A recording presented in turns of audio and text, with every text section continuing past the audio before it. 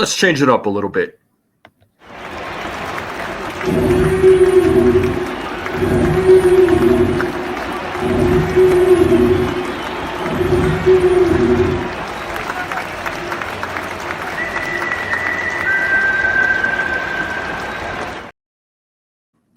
What is going on, everybody? I hope you're all having a good day, having a good week.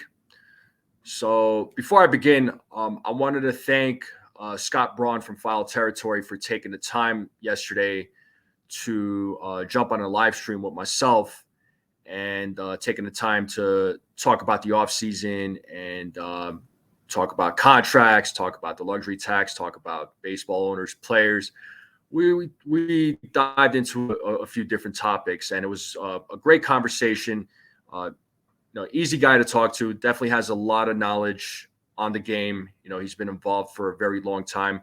I did post a video on my channel, so if you haven't yet, please go check it out. And then I wanted to give a special shout out to Mazza from Fort Train Express for getting him on. I was originally going to do the live stream with Mazza, but unfortunately he couldn't make it. So he asked me if I can do it solo, and I said yes. And it was a great conversation. I had fun with it. I definitely learned a lot.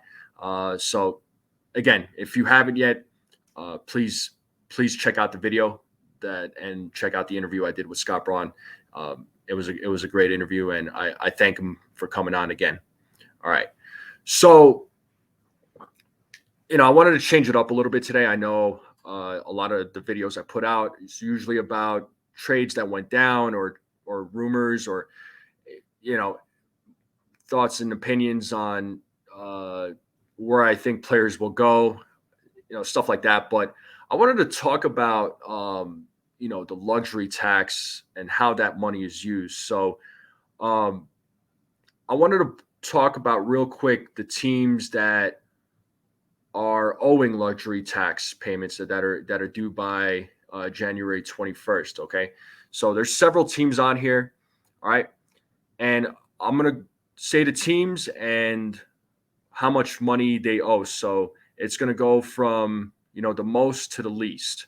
Okay, so no surprise, the New York Mets.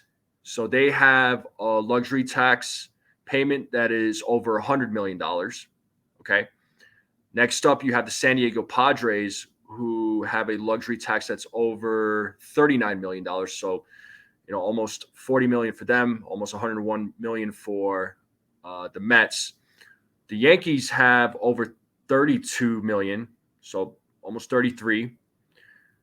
And then next, you have the Los Angeles Dodgers, over $19 million. The Philadelphia Phillies, almost $7 million.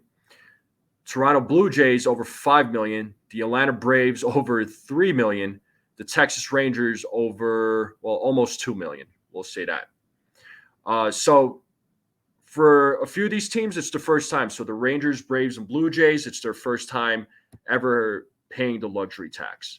Okay, and then this is the second straight year for the Phillies, Mets, and Yankees paying the luxury tax, which, according to this report here, it requires payments of 30% on the first $20 million over the luxury tax, 42% on the next $20 million, 75% on the third $20 million, and then 90% on any amount over $293 million. So, you go over the luxury tax, you spend money on players, if you go over that threshold, you're going to pony up, right? You're going to pay up. But let's talk about how that money gets used. Okay, so according to this report that I'm reading here, the money that is used, it's used to fund player benefits, which is the first $3.5 million, and then players' individual retirement accounts, 50% of the remainder. The other 50% of the remainder goes to supplemental commissioner's discretionary fund, intended to be given to certain teams receiving revenue sharing money. Okay. Now, I want to get into a little bit about the revenue sharing, okay, and how this money goes to owners. And a lot of them pocket the money. So listen, baseball owners, whether they're the owner of a big team or a smaller market team, they make a lot of money. Plain and simple. Baseball owners make a lot of money. It doesn't matter if if they own a big team or a small team. You would think with this revenue sharing, with the money that these organizations are receiving, you would think that the money would be spent improving the team. Unfortunately, a lot of those owners, again, they pocket the money, and it's frustrating. And I would want the owners to spend money on their organization to improve their team. And not only does it improve the team, but it also attracts fans to the stadium. It improves baseball community. The sport of baseball starts to grow in those communities, right? There would be more viewership. It makes it more exciting. It makes the sport a lot more competitive, right? I mean, here's the thing. You all know I'm a Yankees fan. Do I want them to win championships every single year? Absolutely. Is it going to happen? No, it's not. And I'm happy as a fan that these smaller market teams are starting to get a little more competitive, right? You want to talk about teams like the Rays, for example. Okay, they're the Rays, the Diamondbacks. Let's talk about those two teams, for example, right? Very briefly. So, they're smaller market teams, but they, have shown great improvement. The Texas Rangers are another one, right? And we could also talk about the Baltimore Orioles, who had to suffer for a little while, but then they have shown how well they can play this season. All right. I just wish more owners would do that. I wish more owners would reinvest that money into their organization, but greed comes into play, and they just want to pocket that money as if they don't have enough money already. But again, I'm not saying that they have to spend that money on big name players, but they should spend that money to improve their team, and make it worthwhile, right? If you're trying to attract fans, you're trying to get more viewers, you're trying to win a championship, why not spend that money on the team that you own? Just food for thought. And that was something that myself and Scott Braun discussed yesterday. How if the owners spent the money the way they should, and not pocket it, that just the overall atmosphere in that organization, in that environment, in that city would greatly improve, and the sport of baseball would just continue growing, in those respective cities. But that's my thought process, that I think that money needs to be spent.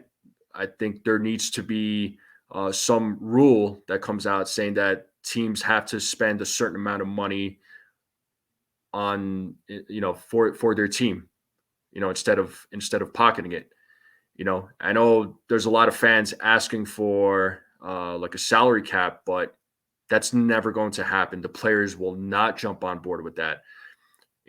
Even Scott said it last night, but let's be honest, we all know that's never going to happen. Right. And if that did happen, the players will hold out, and there would probably be a new league, and the players would go to that league. Okay. So that's all I got right now. You all tell me what you think about what I talked about. If you agree, disagree, I want to hear your thoughts. And just so everybody knows, I'm currently at 152 subscribers. So I am 48 subscribers away from 200. If you all can help me get there, I would greatly appreciate it. For everybody who has subscribed to my channel, thank you so much. Your support means everything to me, and it keeps me motivated to put out videos like this and interact with all of you. And if news comes out, I'll let you know, as always. And I will see you all next time.